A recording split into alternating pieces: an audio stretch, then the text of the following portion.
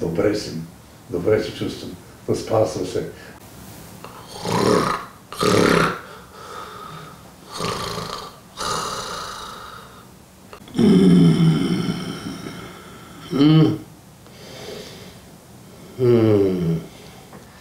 Ето тези постоянни прави линии, това е апнеята. Повтарящите се паузи с продишване.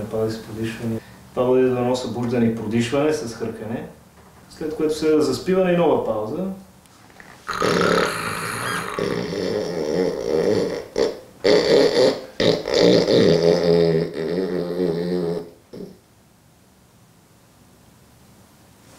Хъркането му е неравномерно, т.е.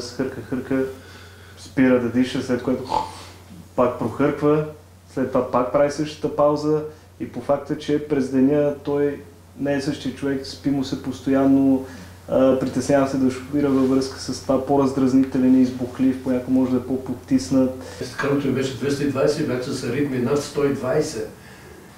Ето тези постоянни прави линии, това е апнеята. Повтарящите се паузи с продишване.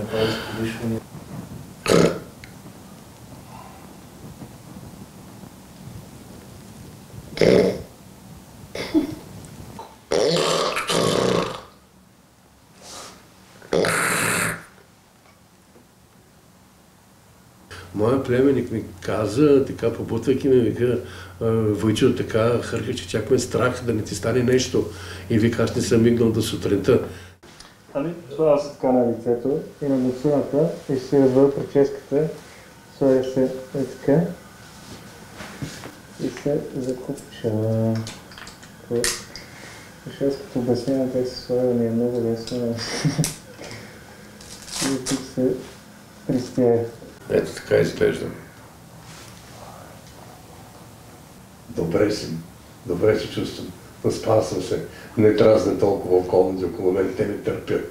Слава Богу. Чувствам се добре. Ако не беше дошъл, щеше да продължи да си хърка.